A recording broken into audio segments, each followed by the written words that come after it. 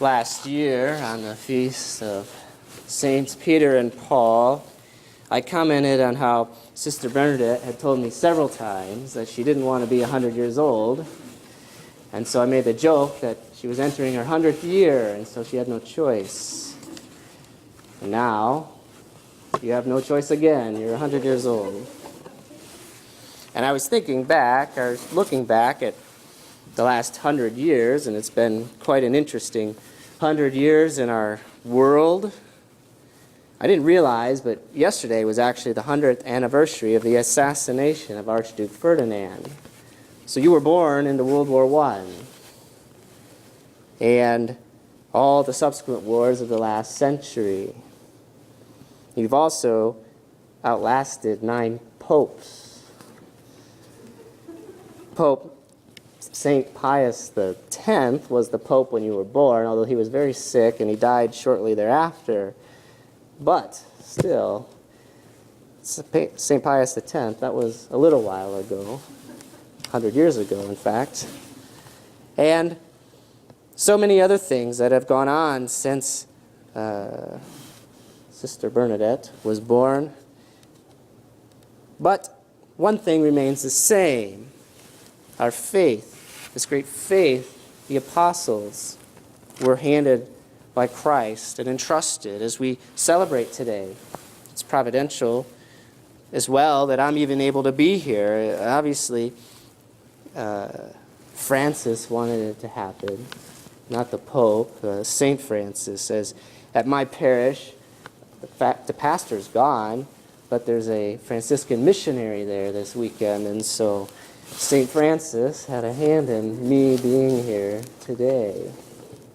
So, on this feast of Peter and Paul, we reflect on the faith. We reflect on this gift handed on to us from the apostles, handed on to us through especially these two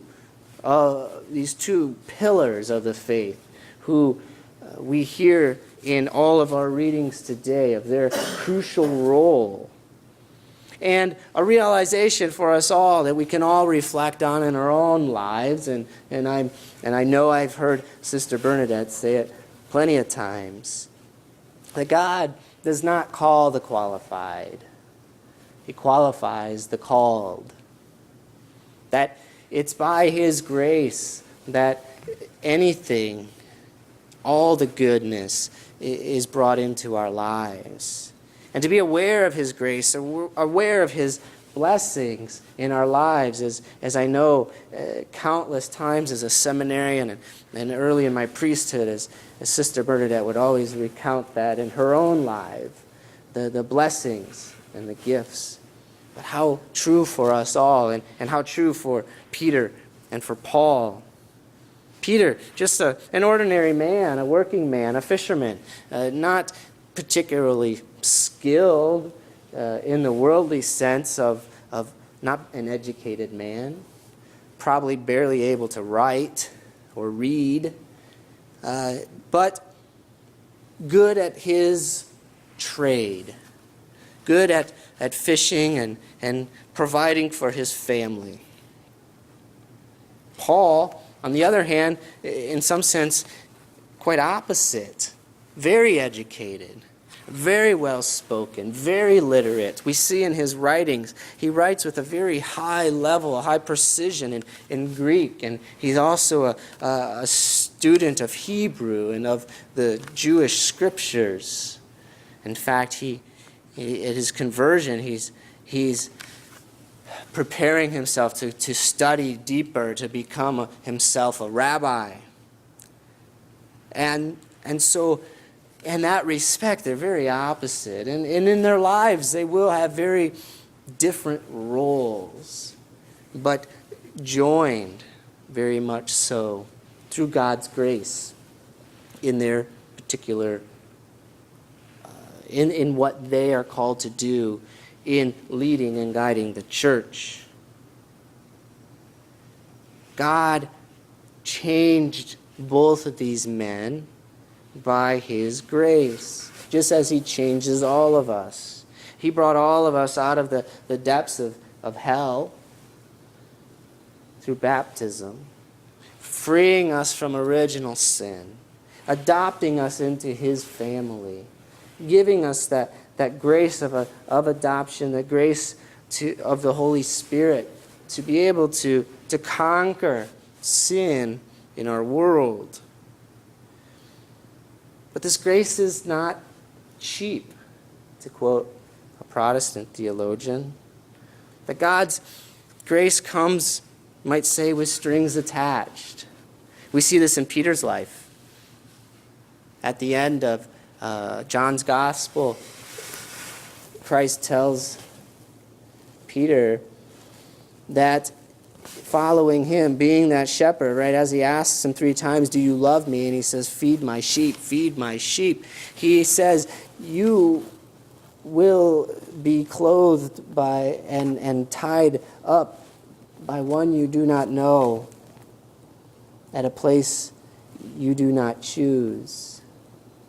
That following Christ, fulfilling that call that he has for all of us, requires not just a humility to God's will, but to be humbled in the eyes of the world as well. To be willing to martyr ourselves, be witnesses, going back to the Greek root of the word martyrdom, to witness in everything to what we believe. It's why this feast, which is a feast of the saints, this solemnity, trumps our Sunday celebration. It doesn't always happen. Usually the Sunday trumps a feast day, and then we just have to wait the next year. But these great apostles are celebrated today, even though it's Sunday, because of their great witnessing, their martyrdom, not just by their death, but by their lives in following the Lord. And showing us, as these great witnesses, how we too can be transformed if we let God's grace transform us. If we let that grace that he has given us, begun at baptism, that pervades or that penetrates into our soul through all the great sacraments, especially through his body and blood in the Holy Eucharist, to feed and to nourish us, to sustain us as we are propelled out into the world.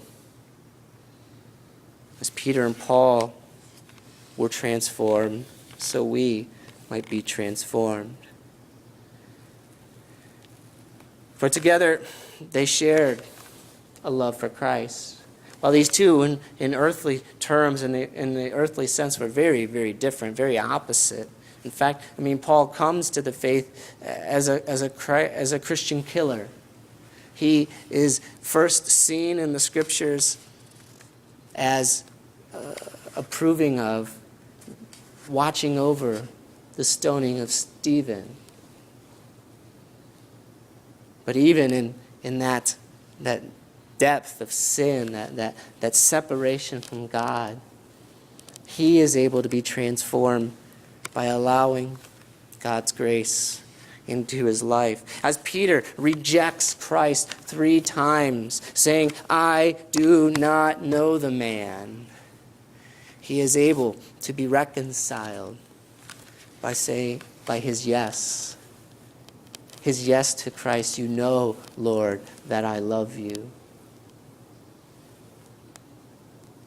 And together, they showed their ultimate witness to love, dying in Rome. Rome remains very important to this day, not just because of the beautiful churches there. It's why they're there. Christianity became focused and centered its gaze on Rome and not Jerusalem, where it was born, but in Rome, because that's where Peter and Paul went and where they died. The rock, Peter. The great evangelist, Paul. went into the heart of the beast, not afraid, but willing to give everything. On the back of this chasuble is a pelican, the beautiful symbol, the pelican who is pecking at its own chest, causing itself to bleed so that its young can drink of its blood.